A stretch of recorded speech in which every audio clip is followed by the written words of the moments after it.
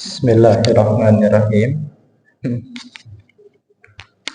Alhamdulillahillazi ala baina qulubina fa asbahna bi ni'mati ikhwana. Asyhadu an la ilaha illallah wa asyhadu anna Muhammadar Rasulullah. Allahumma shalli ala nabiyyina Muhammadin sallallahu alaihi wasallam wa ala alihi wa ashabihi ajma'ina amma ba'du. Puji dan syukur kita panjatkan kepada Allah Subhanahu wa taala. Alhamdulillah di pagi ini kita bisa sama-sama duduk kembali untuk sama-sama mengokohkan, menguatkan keimanan kita kepada Allah Subhanahu wa taala. Bahasan obrolan kita kali ini kita akan coba membicarakan permasalahan yang cukup sederhana dan mungkin sudah biasa kita lakukan sehari-hari, yaitu mendapatkan kedamaian di sepertiga malam. Jamaah sekalian yang dimuliakan Allah, hal yang paling dicari oleh manusia modern diantaranya adalah mencari kedamaian dan mencari ketenangan. Ternyata memang harga kedamaian dan ketenangan hidup itu adalah sesuatu yang tidak murah. Buktinya banyak orang yang sengaja mereka mencari-cari itu semua. Ada yang menganggap bahwa kedamaian dan ketenangan itu kudu di laut baik. Ya. Jadi kabayang beureut lamun ka laut hate teh tenang. Jadi lamun ka Pangandaran tenang, lamun teu ka Pangandaran teu tenang. Seperti itu. Jadi dia menganggap bahwa kedamaian itu ada di laut, tetapi aya di Pangandaran, ya di Pelabuhan Ratu, ya di mana. Ya. Jadi ketika dia diam di sana sehari 2 hari mendapatkan ketenangan, kemudian pulang kembali ke Bandung, biasa deui teh capek, rudet deui ya, rungsing deui ya. Sebahagian orang ada yang menganggap bahwa ketenangan itu meureun kudu jalan-jalan ke Singapura, kudu jalan-jalan ke Eropa, ke Jerman, ke mana.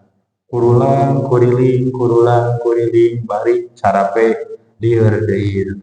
Mikiran ongkos sabaraha, kemudian mikiran hotel, biaya naon, lieur we tensi naik tadina geus tenang.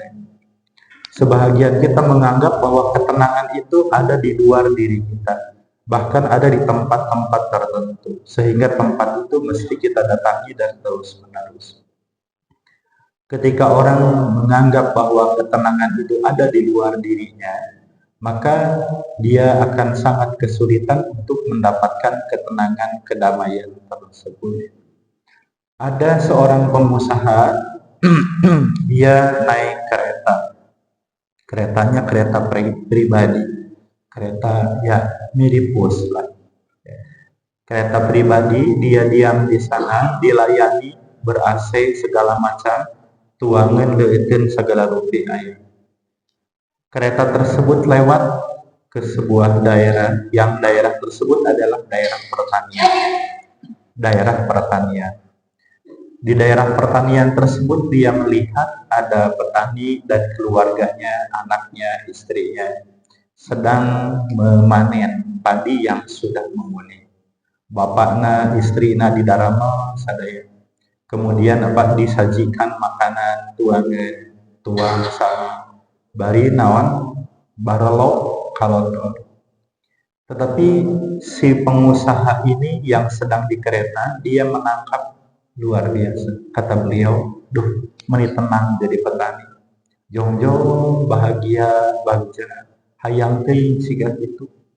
Dahar bareng di sawah ngaliung jeung anak incu. Padahal kesangan anu nikmat sigana teh jadi petani. Eta cek sahabat, cek pengusaha yang dia diam di kereta pribadinya. Tanpa sengaja si petani itu pun menoleh ke kereta bus tadi, dan dia mengungkapkan, duh, bagja jadi jalma beunghar. Kareta ge ku sorangan, dahareun aya ruangan ber-AC, hayang teuing siga kitu. Gitu. Jadi nu bahagia teh nu mana, Pak? petani atau napi nu dina bos ya. anu dinawus hayang jadi petani, petani hayang jadi naon siga dinawus. Ada seorang pengusaha, dia bicara seperti ini. Da nupang bunga-bunga nama PNS. Ya, PNS mah baju rapi, pakaian rapi, budak jadi ke kantor digawe terus gitu we. Gawe nanti loba surah seri di kantor manali. Ya. Kemudian awal bulan menang gaji geus pararunggung kenapa? Tos pasti moal aya PNS ti iseun ya, moal aya PNS naon ti iseun, pegawai negeri mah menang gaji awal bulan bagja jadi PNS bahagia meureun. Eta cek saha? Cek pengusaha. Kemudian cek PNS teu aya da nupang bagja nama pengusaha. Pengusaha mah duit nana teh sekali untung 100 juta, 2 kali untung 200 juta. Tere ekonomi nanti maju teh teu siga PNS. PNS mah gaji sakitu-kituna, paling ge 5 juta 10 juta. Boga budak 10 kabeh hayang ka Unpad rungkad Pak. Enak pengusaha mah cek saha? Cek PNS. Ya. Jadi sarorosana nu enaknya nu mana Pak? Ya. Terkadang kita menganggap bahwa kedamaian, kenikmatan, ketenangan itu selalu menjadi milik orang lain. Hampir tidak pernah menjadi milik kita. Ketenangan, kedamaian, dan kebahagiaan itu selalu ada di luar kita dan tidak ada di dalam diri kita. Oleh karena itu, kita fokus dengan kenikmatan, kebahagiaan orang lain dan tidak fokus dengan kebahagiaan dan kenikmatan yang kita miliki. Ya, ini poin pentingnya. Ternyata jamaah sekalian yang dimuliakan Allah Subhanahu wa taala, kenikmatan itu, kebahagiaan itu ternyata bukan di laut. Kebahagiaan itu juga bukan di gunung. Kebahagiaan itu juga bukan di tempat-tempat wisata atau bukan di nominal uang atau juga bukan di pekerjaan tertentu. Akan tetapi kenikmatan, kedamaian, kebahagiaan itu adalah tempatnya ada di dalam diri kita. Ya. Akan tetapi bagaimana kita mengakses, menghubungkan kenikmatan, kebahagiaan ini? Maka di dalam Islam kita diajarkan ada sebuah ruang, di mana ruang tersebut dipakai atau diajarkan kepada kita untuk bagaimana kita berkomunikasi, mengakses kedamaian dan kebahagiaan di dunia ini. Ruang tersebut adalah ruang sepertiga malam. Terkadang sebahagian orang memahami bahwa kedamaian dan ketenangan itu adalah ada di luar kita dan harus pergi jauh-jauh. Padahal Allah Ta'ala sudah menyiapkan bagi kita sebuah ruang pelepasan, ruang doa, ruang konsultasi, ruang curhat, dan ini disiapkan setiap hari bagi kita.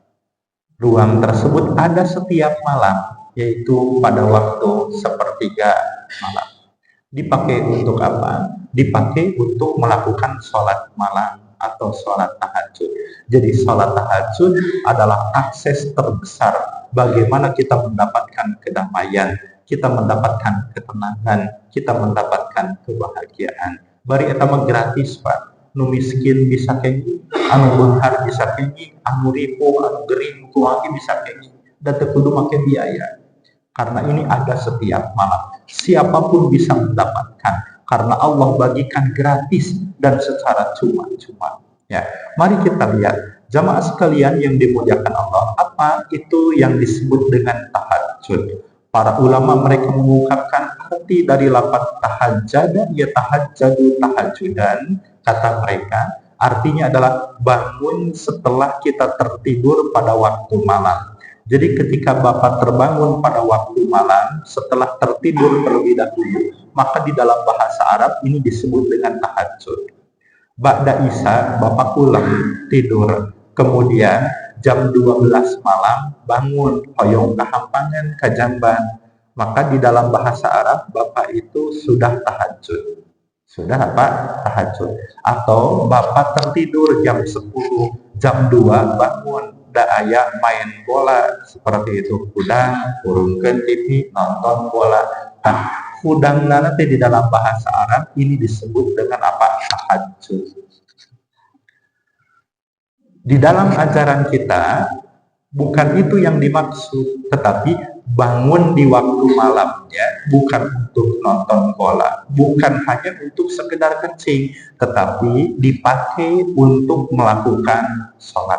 Maka sholat ini dinamakan dengan sholat tahajud. Ya, ini diantaranya. Insya Allah saya yakin yang hadir di sini semuanya adalah para ahli tahajud. Ya, orang yang sudah sangat luar biasa merawat dan menjaga tahajud. Bagi yang sudah, bagi yang belum, mudah-mudahan bisa lebih ditingkatkan lagi, dikuatkan lagi, dikokohkan lagi. Bagi yang belum istiqomah, dikokohkan lagi untuk supaya kita bisa mengakses energi ketenangan, kedamaian di sepertiga malam ini. Jamaah sekalian, para ulama mereka mengungkapkan hukum sholat malam atau sholat tahajud itu adalah sunnah muakkadah, sunnah yang sangat ditekankan sekali. Sangat dianjurkan, ditekankan bagi kita untuk melakukan sholat tahajud. Di antaranya, di dalam surat Al-Isra ayat 79, Allah Subhanahu wa ta'ala menuturkan a'udzubillahi minasyaitonirrajim wa minal laili fatahajjad bihi nafilatan laka asa ayyab'atsaka rabbuka maqaman mahmuda. Dan pada sebahagian malam lakukanlah salat tahajud sebagai ibadah tambahan bagimu. Mudah-mudahan rohmu mengangkat ke tempat yang terpuji. Kalimat wa minal laili fatahajjad bihi, dan pada sebahagian malam maka lakukanlah salat tahajud. Para ulama mereka menyebutkan kalimat min di dalam ayat ini, wa minal laili, min dalam ayat ini menunjukkan litab'id. Tab'id itu artinya menunjukkan sebahagian, sehingga ini diartikan dengan arti dan di antara sebahagian malam maka lakukanlah sholat tahajud. Jadi sholat tahajud itu bukan semalam suntuk. Sholat tahajud itu tidak merampas hak tidur kita. Allah tidak ingin mengambil hak tidur kita semuanya, akan tetapi menyarankan, menganjurkan kepada kita untuk mengambil sebahagian dari waktu malam kita dipakai untuk melakukan sholat tahajud. Ya, ini dasar yang pertama. Kemudian di dalam surat Az-Zariyat ayat 17 sampai 18 Allah Ta'ala juga menuturkan ini ketika sedang menjelaskan orang yang dia akan dimasukkan ke dalam surga yang mata airnya banyak, kemudian juga sungai-sungai mengalir sangat indah dan yang lainnya. Allah menuturkan apa kebiasaan mereka itu. Kebiasaan ahli surga itu apa? Kanu qalilan minal laili ma yahjaun. Mereka sedikit sekali tidur di waktu malam. Ya, wabil ashari hum yastaghfirun, dan di akhir malam mereka memohon ampunan kepada Allah Ta'ala dengan melakukan sholat tahajud. Ya, jamaah sekalian yang dimuliakan Allah Ta'ala, sedikit sekali tertidur pada waktu malam. Ini diartikan oleh Ibnu Abbas di dalam tafsirnya. Kata Ibnu Abbas, maksud ayat ini adalah mereka tidak membiarkan malam mereka lewat begitu saja tanpa melakukan sholat malam. Artinya dia pasti mencicipi malamnya dengan melakukan apa? Sholat tahajud atau dengan qiyamul lail.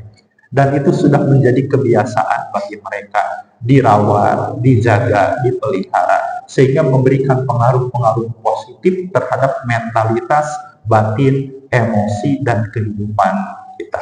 Ya, jamaah sekalian, kemudian berikutnya ini yang luar biasa di dalam surat As-Sajdah ayat 16 sampai 17 Allah Ta'ala juga menuturkan tatajafa junubuhum anil madaji yad'una rabbahum khawfan wa tama'a. Lambung mereka jauh dari tempat tidurnya, sedangkan mereka berdoa kepada Rabb-nya dengan rasa takut dan harap. Tatajafa junubuhum anil madaji, lambung mereka jauh dari tempat tidurnya. Maksudnya lambung ahli tahajud, lambung ahli sholat malam. Jadi orang yang sudah terbiasa melakukan sholat malam atau sholat tahajud, ketika sudah datang waktu sholat malam, sholat tahajud, itu dia sudah tidak nyaman lagi untuk melanjutkan tidur. Ya, geus teu ngeunah heundeui dipake sare teh. Kenapa? Guling gasahan teh. Dituluykeun deui da geus teu ngeunaheun, kemudian akhirnya dia melakukan sholat apa? Sholat tahajud. Ini ketika dia sudah terbiasa merawat, membiasakan diri melakukan sholat apa? Tahajud. Mungkin di antara Bapak ada yang sudah terbiasa bangun jam 3 atau setengah 3 atau jam 2 atau mungkin setengah 4. Ketika sudah bangun waktu itu, panon teh da beun selik we da disibut di kumaha dilajengkeun kulem gitu yang pulang. Ya, ini merupakan anugerah dari Allah Ta'ala ketika kita sudah berada di level itu. Kenapa? Tidak semua orang diberikan kondisi itu. Tidak semua orang diberikan perasaan itu. Ya, ini adalah anugerah dan kenikmatan yang perlu kita syukuri. Jamaah sekalian, di dalam hadis riwayat Imam Muslim juga Rasulullah menuturkan kata Rasul, afdhalus sholati ba'da sholatil maktubati as-sholatu fi jawfil lail. Salat yang paling utama setelah salat fardu adalah salat di waktu tengah malam. Ya, salat yang paling utama setelah salat fardu adalah salat di tengah malam. Maksudnya adalah salat apa? Salat tahajud. Ya, ini di antara argumentasi dalil-dalil ditetapkan, disyariatkannya untuk melakukan salat tahajud. Ya. Jamaah sekalian yang dimuliakan Allah Ta'ala, terkadang sebahagian di antara kita suka membayangkan ibadah yang memerlukan biaya murah rese, sehingga muncul ungkapan, duh lamun boga duit maasana teh bagja meureun bisa ibadah umroh bolak-balik ka Mekah ka ditu ka dieu nanaon salat nanaon di ditu. Ya, lamun can boga tong ngabayangkeun heula nu hararese gawean we heula nu aya tahajud tara, duha tara, sunnah oge tara, maka ini problem. Kita membayangkan sesuatu yang sulit sementara yang mudah dan ada di hadapan kita tidak kita kerjakan. Maka ini menjadi persoalan. Ya, maka kerjakanlah apa yang mudah bagi kita. Salah satunya adalah sholat apa? Tahajud. Ya, aksesnya mudah, tanpa biaya, keutamaannya luar biasa. Posisi sholat ini juga adalah sholat yang paling utama setelah sholat apa? Sholat wajib. Ya, jamaah sekalian yang dimuliakan Allah. Kemudian berikutnya di dalam riwayat yang lain Rasulullah menuturkan, hadis ini diriwayatkan oleh Imam Al-Hakim. Kata Rasul, atani Jibril faqala ya Muhammad. Malaikat Jibril mendatangiku lalu dia berkata, wahai Muhammad, ya masyita fa innaka mayyitun. Wahai Muhammad, hiduplah sekehendakmu karena kamu akan mati. Jadi orang hirup sakumaha lila nawe ge kurang, maka dia akan berakhir dengan apa? Kematian. Prak hirup. Nabikeun ka kumaha we tetap akhirna bakal naon. Kemudian wa ahbib masyita fa innaka mufariquhu, dan cintailah sekehendakmu maka sesungguhnya engkau akan meninggalkan orang yang engkau cintai. Kemudian selanjutnya wa'mal masyita fa innaka majziyun bihi, dan beramallah sekehendakmu karena kamu akan diberikan balasan. Ya, sok rek ngalakukeun naon wae ge pasti aya naon pambalesna, pasti aya pangbalesna. Lamun kahadean maka pangbalesna kahadean, lamun kaawonan pasti pangbalesna naon kaawonan. Ya, eta mah tos jadi hukumna kitu kan. Sok we rek kumaha rek naon. Bahkan di dalam Al-Qur'an diungkapkan in ahsantum li anfusikum wa in asattum falaha. Jika kamu melakukan kebaikan, maka kebaikan itu untuk diri kamu. Dan jika kamu melakukan kejelekan, keburukan, maka keburukan itu pun untuk diri kamu. Jadi pada akhirnya semua akan kembali kepada siapa? Kepada diri kita masing-masing. Ya. Jemaah sekalian, kalau Bapak gaduh balong di pangkeureun bumi, di parak, ya talaut teh para pauran pope naon tiap enjing teh bapak teh bager kalau tak bager ka urang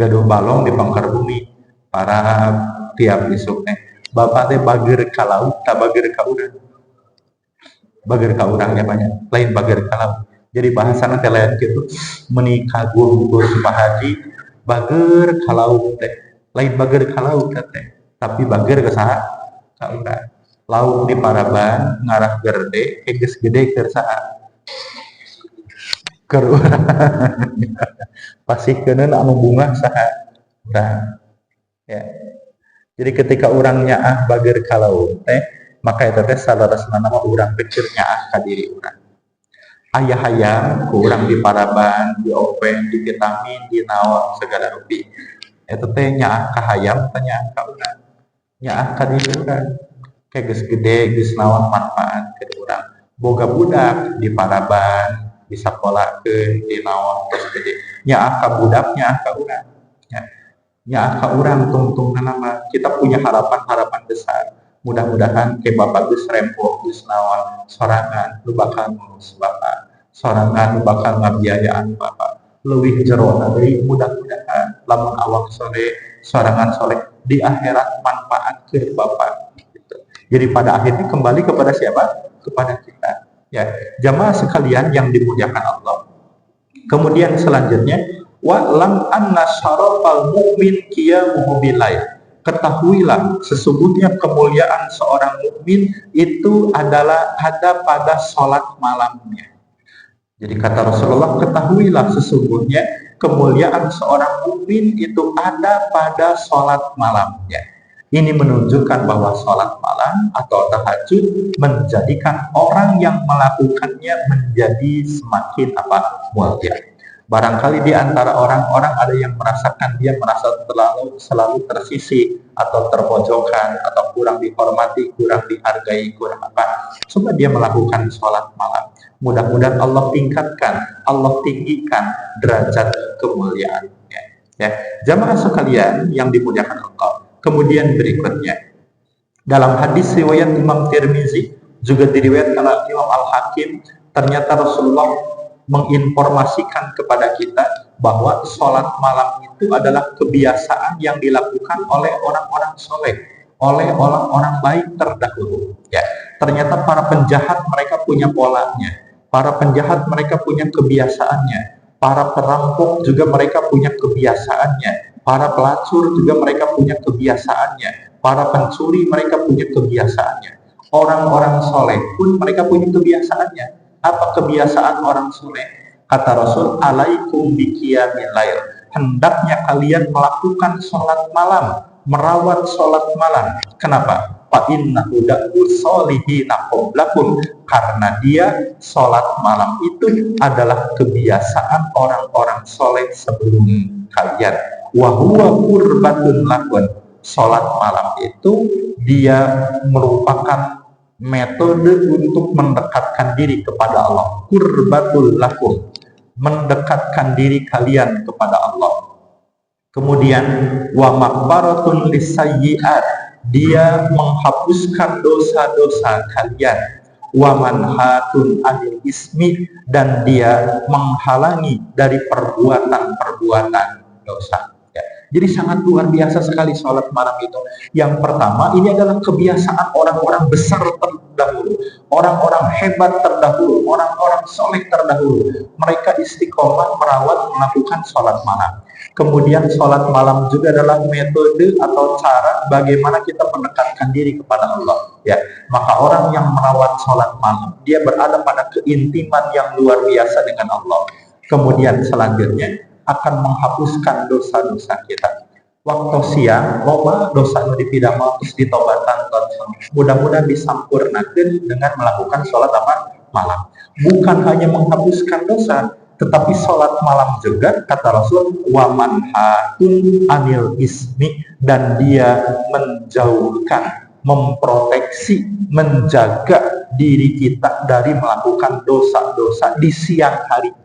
Ya, dosa anu atos dihampura, dihapuskan, dibersihkan, anu teu acan ge diproteksi batin dan jiwanya untuk supaya tidak mudah terjerumus kepada apa? Kepada dosa. Ya, jadi sholat tahajud itu luar biasa. Ya, merawat, menjaga, menstabilkan diri dan jiwa kita. Ya, jamaah sekalian yang dimuliakan Allah. Ada sebahagian orang sagilak nanti pidora kaeun memang. Aya gitu. Los kadieu pidora kaeun, los kadieu pidora kaeun, kadieu pidora kaeun. Sagilak nanti pidora kaeun ya. Pelanggarannya seperti itu. Nah, begitu. Nah, bisa gitu. Seperti itu ya. Coba kita rawat sholat malam. Mudah-mudahan sholat malam menjadi proteksi diri kita, mencegah diri kita dari perbuatan-perbuatan keji, perbuatan-perbuatan maksiat di siang harinya. Ya, ini diantaranya jamaah sekalian yang dimuliakan Allah Ta'ala. Berikutnya juga di dalam hadis diterima dari Abu Hurairah, Rasulullah juga menuturkan, kata Rasul, yaqidu asyaitan ala qafiyati ra'si ahadikum. Setan membuat ikatan ya pada ubun-ubun kepala kalian ya, idza huwa nama, ketika dia tidur, salata muqadin, dengan 3 ikatan. Jadi tidur tali diikat oleh setan pada apa? Pada kepala kita ketika kita tidur. Kemudian setiap ikatan itu setan berkata, alaika lailun tawilun farqud. Nah, ini terjemahnya ya.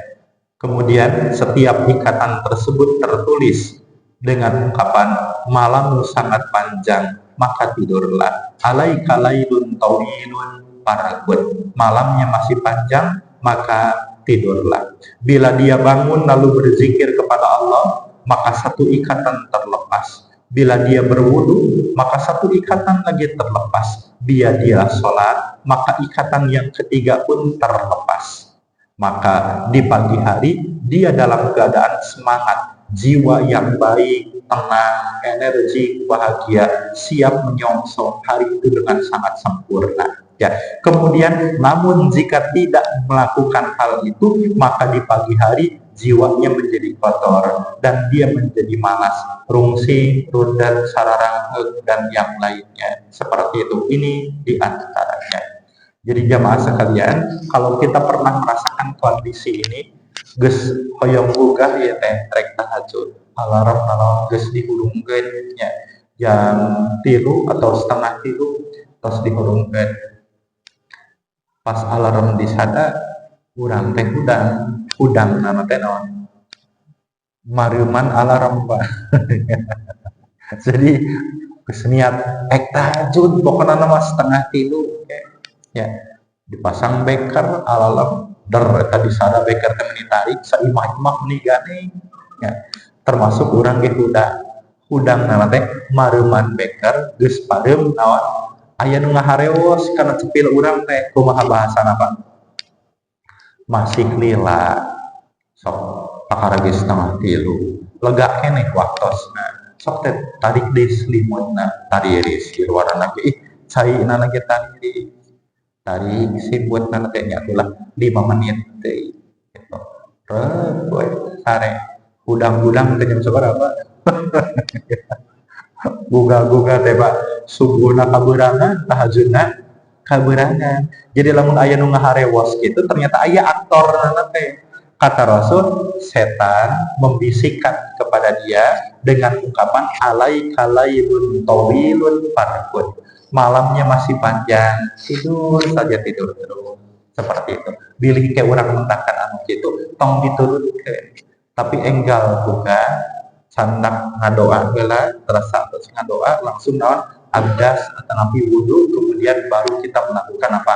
Sholat ya. Ini diantaranya jamaah sekalian yang dimuliakan Allah Ta'ala. Jadi kalau niat tahajudnya belum kuat, dipasang alarm anu tarik nu gandeng ge pada teu hudang. Walaupun udang nanti keur mareman alarm seperti itu, mareman beker bukan untuk tahajud. Ini jamaah sekalian diantaranya. Kemudian berikutnya, Rasulullah juga menuturkan ya, di dalam sebuah riwayat yang sahih kata Rasul, ya ayyuhan nasu afshus salam, wahai manusia, sebarkanlah oleh kalian salam, wa at'imut ta'am, dan bagikanlah makanan, ya, ngabagikan tuangan kata tangga, kawargi, ke anak-anak, kemudian juga ke orang-orang yang kita kenal, ke fakir, miskin, dan yang lain. Wasilul arham, dan sambungkanlah silaturahmi.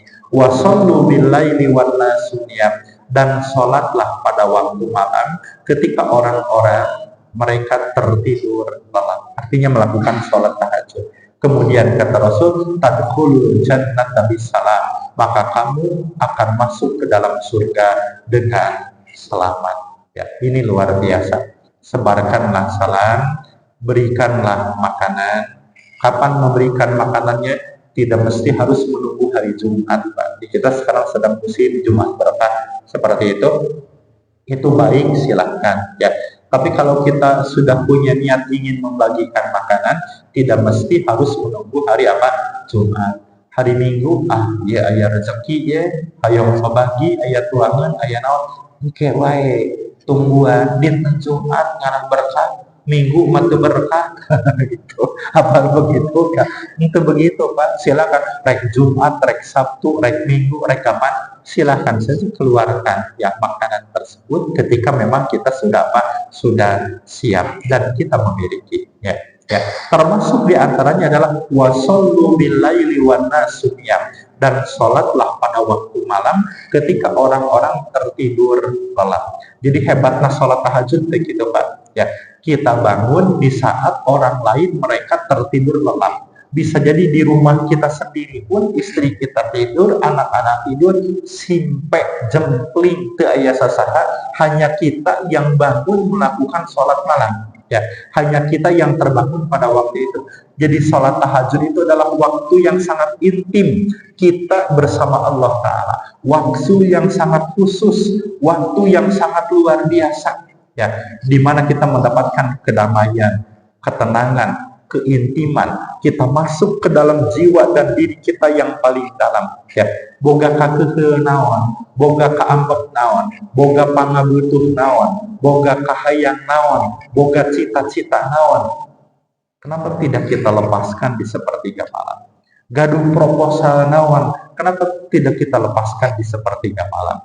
Kebanyakan di antara kita adalah orang-orang yang banyak problem, banyak masalah, banyak kebutuhan, tetapi tidak mempunyai ruang untuk membicarakannya. Ya, maka akhirnya kebutuhan persoalan-persoalan tersebut menjadi tumpukan-tumpukan emosi, tumpukan-tumpukan kemarahan, tumpukan-tumpukan beban yang tidak menemukan pelepasannya. Maka waktu sholat tahajud adalah waktu bagaimana kita melepaskan itu semua, melepaskan keinginan-keinginan kita, melepaskan doa-doa kita, melepaskan proposal-proposal kita. Mari kita lihat di dalam hadis riwayat Imam Muslim, Rasulullah Shallallahu Alaihi Wasallam menuturkan, kata Rasul, Inna fil laili lasa'atan, sesungguhnya di malam hari itu terdapat satu waktu, la yuwafiquha rajulun muslim, tidaklah seorang laki-laki dia bertepatan dengan waktu tersebut berdoa meminta kepada Allah, yas'alullaha khairan, dia meminta kepada Allah kebaikan, min amrid dunya. Coba lihat kalimatnya, kebaikan dari urusan dunia ya. Apa urusan dunia itu Pak? Urusan dunia, apa urusan dunia? Semua terkait dengan pernak-pernik dunia, maka itu termasuk min amri dunia, urusan apa? Dunia. Jadi sholat tahajud itu bukan hanya ruang untuk meminta akhirat Pak. Sholat tahajud itu bukan waktu kita mengkomunikasikan persoalan-persoalan tentang apa? Surga dan neraka. Tetapi di sini Rasulullah menuturkan, kemudian orang tersebut meminta kepada Allah dari kebaikan min amri dunya, urusan dunia. Apa urusan dunia? Dagang, urusan dunia. Boleh kita minta laku dagang pada sholat tahajud? Boleh banget. Sakit badan, gering, itu urusan dunia. Boleh kita minta sembuh kepada Allah di sepertiga malam? Boleh, silakan. Ya, Kemudian juga anak-anak hoyong sarole malulia digarawe boleh kita minta di sepertiga malam, boleh silahkan ya. Bapak misalkan mohon maaf ingin nambah istri, boleh diminta di sepertiga malam ya, boleh. Atau misalkan ibu tidak mau ditambahkan istri lagi oleh bapaknya, boleh minta di sepertiga malam, boleh. Jadi perang doa tuh Pak. Jadi urusan-urusan dunia itu kita memiliki aksesnya. Komunikasikan di sepertiga apa? Malam. Loba kapusing, loba karudat, loba masalah dan yang lainnya tidak menemukan masalah. Kadi mentok, kadi itu mentok, kadi itu mentok. Teu aya solusi. Geus kumaha wae teu beres. Seperti itu. Boleh kita menyampaikan di salat tahajud? Boleh. Ya, kata Rasul, tidaklah seorang laki-laki dia meminta kepada Allah dari kebaikan urusan dunia wal akhirah. Coba lihat kalimat keduanya, wal akhirah, dan urusan akhirat. Apa urusan akhirat? Ya Allah, masukkan aku ke dalam surga. Ya Allah, ampuni dosa-dosaku. Ya Allah, jagalah aku dari neraka. Ya Allah, dan urusan akhirat yang lainnya boleh kita minta, boleh silakan. Jadi tahajud adalah ruang bagaimana kita berkomunikasi dengan Allah Ta'ala tentang persoalan-persoalan di dunia ini dan persoalan-persoalan yang kita inginkan di akhirat kelak. Ya, ini diantaranya jamaah sekalian yang dimuliakan Allah Ta'ala. Bahkan saya menemukan beberapa literatur tulisan dari para ulama-ulama terdahulu. Di antaranya adalah Abu Sulaiman, juga beliau pernah menuturkan ya, kata beliau bahwa tidak ada di dalam kehidupan dunia ini yang paling nikmat daripada tiga hal ya, daripada tiga hal. Teu aya di kehidupan dunia leuwih lezat, leuwih nikmat tibatan tilu hal. Apa tiga hal itu? Tiga hal itu kata beliau adalah sholatul jamaah, bisa indit ke masjid melakukan sholat jamaah, walikoul ikhwan, ketemu dengan saudara-saudara seiman, kemudian yang ketiga wasolatul lail, dan bisa bangun pada waktu malam melakukan sholat tahajud. Ini luar biasa Pak bahasana nanti. Lamun orang ditanya tanapi ditarosna mupang enak-enak dari kehidupan dunia, maka kita mungkin akan menyebutkan hal-hal yang sifatnya materi, makanan, minuman, dan sarana ya. Ternyata ulama-ulama terdahulu mereka ada yang sampai berani menyebutkan yang paling lezat di dunia itu diantaranya adalah bangun pada waktu malam melakukan sholat tahajud ya. Artinya mereka sudah mendapatkan kenikmatan kelezatannya di sana ya. Jamaah sekalian yang dimuliakan Allah Ta'ala, kemudian berikutnya ya, bagi yang sudah terbiasa melakukan sholat tahajud, Bapak sudah istiqomah melakukan sholat tahajud, maka dianjurkan untuk membangunkan keluarganya, membangunkan pasangannya. Entong sesorangan Pak tahajud nanti, entong soleh sesorangan, tapi geuikeun pasanganna untuk bisa sama-sama melakukan sholat tahajud. Mari kita lihat riwayatnya. Rahimallahu rajulan qama minal lail wa aiqadha imra'atuhu. Ini hadisnya. Ya, semoga Allah merahmati seorang suami yang bangun di waktu malam lalu sholat, dan dia pun membangunkan istrinya, lalu istrinya juga sholat. Luar biasa Pak. Gugat tahajud ya. Gugat istrinya, kemudian istrinya pun melakukan sholat. Fa'in abad, bila istrinya tidak mau bangun, nadajat fi wajhihal ma, dia mempercikan air ke wajahnya, dicantak cai, diceprotkan, dikepretkan karena rarai bojongna. Ya, ini luar biasa. Kemudian selanjutnya kata Rasul, semoga Allah merahmati seorang istri yang bangun di waktu malam. Ini mah yang soleh nu indang nanti pamajikan. Ya, semoga Allah merahmati seorang istri yang bangun di waktu malam, lalu dia sholat dan dia pun membangunkan suaminya. Pak, bangun tahajud. Kemudian suaminya bangun dan melakukan sholat tahajud, itu luar biasa. Fa'in abah, jika suaminya menolak, nadojat di wajhihil ma, dia mempercikan air ke wajah suaminya. Ya, ini luar biasa. Ini anjuran bangun pada waktu malam untuk melakukan sholat tahajud. tahajud. Hadis ini juga mengajarkan kepada kita, kalau suaminya yang sudah istiqomah melakukan sholat malam, ingatkan istrinya, ajak istrinya, keluarganya untuk melakukan sholat malam. Ya, kalau yang sudah istiqomah istrinya, maka ajak suaminya, pasangannya untuk bisa melakukan sholat apa? Malam. Tong soleh sosoranana, tong ka surga sosoranana. Tapi geuikeun aja bahwa ya ini diantaranya jamaah sekalian yang dimuliakan Allah Subhanahu Wa Taala. Upami nu tos istiqomah dua anak, berarti ini berlomba-lomba.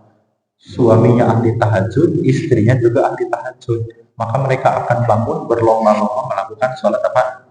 Tahajud. Paheula-heula muda. Anu rada repot mah dua-duana kebluk, Pak. Ya. Ya, nu ngahudangkeunna kudu saha. Kudu talatah ka satpam, ka security, wayahna panghudangkeun geus setengah kilo, seperti yang balik itu.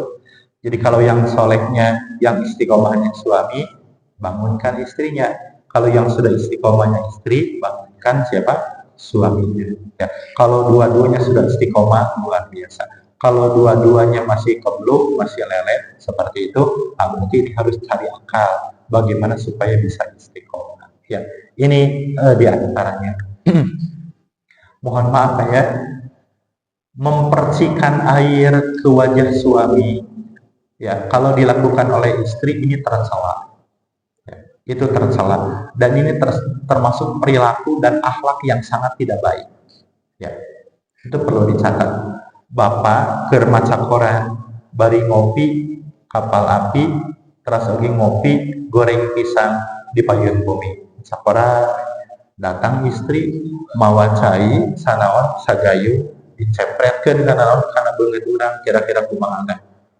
Balik gue atuh teu ningali ya teh. Salaki keur meunang keur maca koran kieu ngopi dikepret ku cai.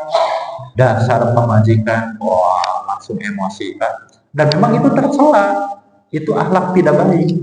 Ketika pasangan atau ketika istri mencipratkan air ke wajah suaminya, ya dalam kondisi begitu. Tetapi yang menarik, untuk membangunkan sholat tahajud justru ini didoakan oleh Rasulullah, dipuji oleh Rasulullah. Rahimallahu rajulan, semoga Allah merahmati kepada seorang laki-laki atau perempuan yang membangunkan istrinya atau membangunkan suaminya, ya walaupun sampai kepada tingkatan harus mempercikan air ke apa? Ke wajahnya. Ya, ini menjadi luar biasa. Artinya menjadi apa? Boleh. Ya.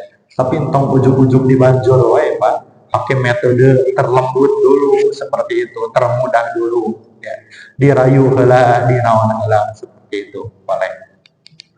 Jamaah sekalian yang dimuliakan Allah Ta'ala, ini diantaranya. Terakhir, ya kita sampaikan ya dari Abu Sa'id Al-Khudri, beliau menuturkan man istaiqadha minal lail, barang siapa yang dia bangun di waktu malam dan dia pun membangunkan istrinya, lalu mereka sholat bersama 2 rakaat, maka keduanya akan dicatat termasuk laki-laki dan wanita yang banyak berzikir kepada Allah Subhanahu wa Ta'ala. Yaitu di antaranya. Ya, terakhir sekali saya ingin menyampaikan, kita lewat saja. Ya, ini agak banyak.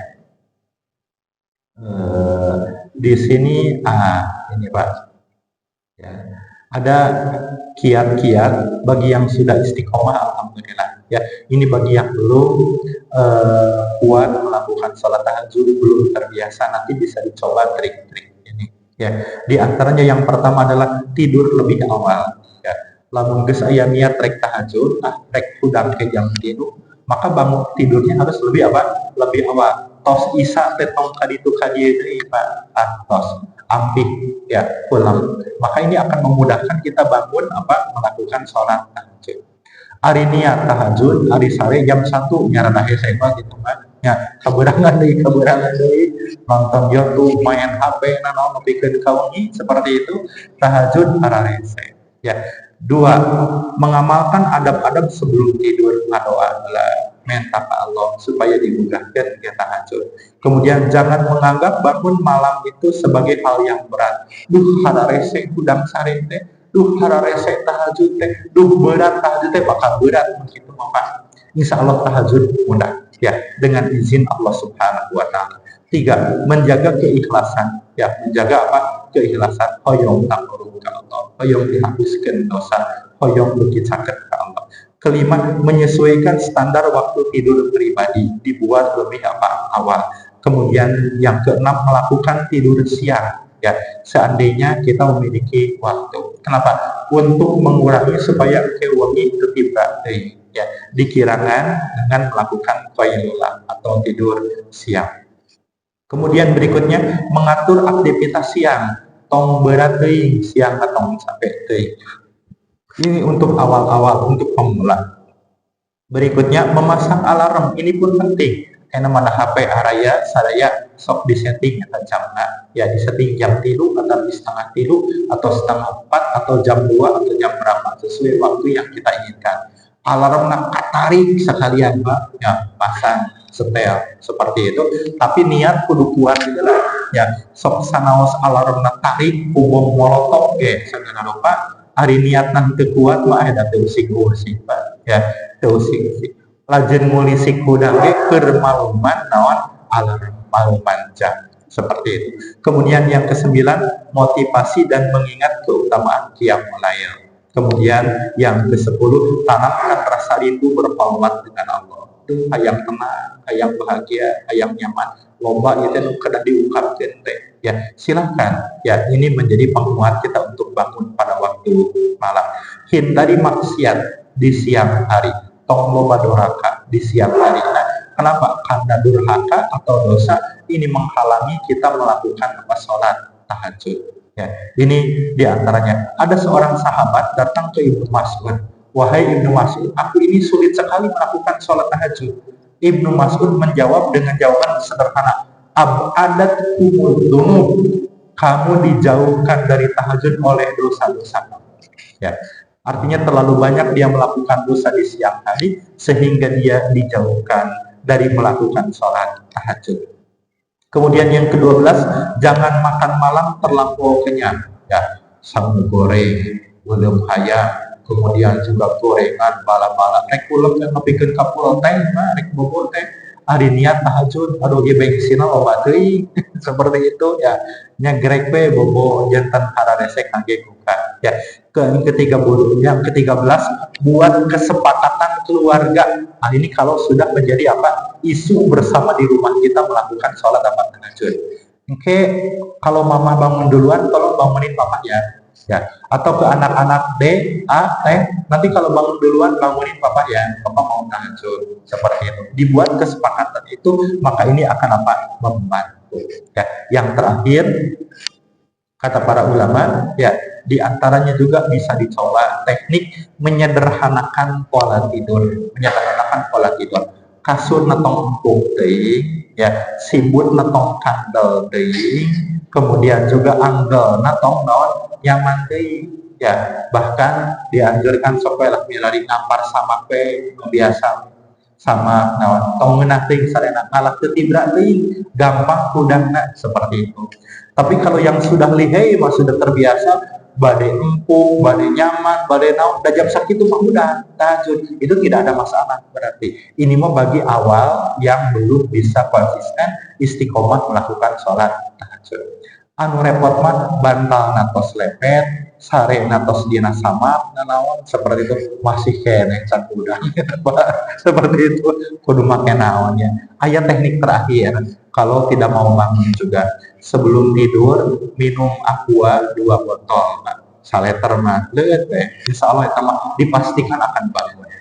Teu kedaku alarm kunaon. Dipastikan akan apa? Akan bangun. Aduh yang ieu teh setengah 2 tuluykeun we tahajud boleh silakan ya. Jamaah sekalian, itu saja barangkali yang dapat disampaikan untuk pertemuan kali ini. Mudah-mudahan kita semua termasuk di antara orang-orang yang bekerja keras terus untuk melawat sholat-sholat malam kita. Bagi yang sudah istiqomah, mudah-mudahan terus dirawat, dipertahankan.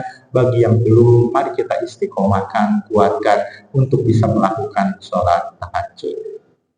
Itu saja barangkali yang dapat disampaikan. Rabbana la tuzigh qulubana ba'da idh hadaitana wa hab lana min ladunka rahmah innaka antal wahhab. Aqulu qawli hadza wa astaghfirullah li wa lakum. Assalamualaikum warahmatullahi wabarakatuh.